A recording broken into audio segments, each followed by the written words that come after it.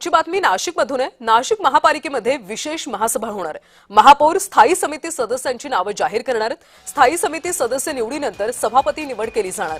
सभापती निवडीसाठीची magic figure भाजपाकडे असल्याची माहिती।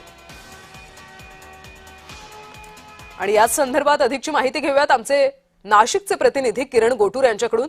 किरण, आज नाशिक महापालिकेमध्ये महासभा होणार आहे, नेमकं काय काय घडणार आहे महापालिकेत आज पहिली विशेष महासभा नाशिक महापालिकेमध्ये होईल, कारण भाजपचा महापौर आणि शिवसेनेचा उपमहापौर नाशिक महापालिकेमध्ये विराजमान झाल्यानंतर ही पहिली महासभा जी आहे ती नाशिकमध्ये पार पडणार आहे। नाशिक महापालिकेमध्ये ही सभा होईल।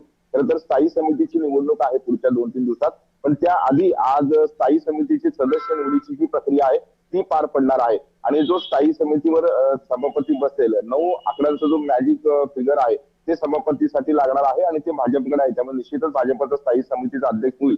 असं असताना आज सदस्य निवडीची जी प्रक्रिया आहे ती संपूर्णपणे पार पडणार आहे। वेगवेगळ्या पक्षातील जे गटनेते आहेत ते गटनेते आपले पक्षातील जे नावं आहेत, जे निश्चित होऊन आलेले आहेत नावं आहेत, ते महापौरकडे देतील आणि महापौर या नावांची घोषणा करतील। अशा पद्धतीची ही संपूर्ण प्रक्रिया आहे। त्यामुळे स्थायी समितीवर कुठल्या पक्षाचे किती जण आणि कुणाला संधी देण्यात येईल हे आज बघणं महत्वाचं असेल। नक्कीच किरण, धन्यवाद या सगळ्या सविस्तर माहितीसाठी। तर नाशिकमध्ये आज महासभा पार पडणार आहेत आणि स्थायी समितीच्या सदस्यांची आज निवड केली जाणार आहे। स्थायी समितीच्या अध्यक्षपदाची मॅजिक फिगर भाजपकडेच आहे, त्यामुळे भाजपचाच अध्यक्ष होईल अशी शक्यता आहे।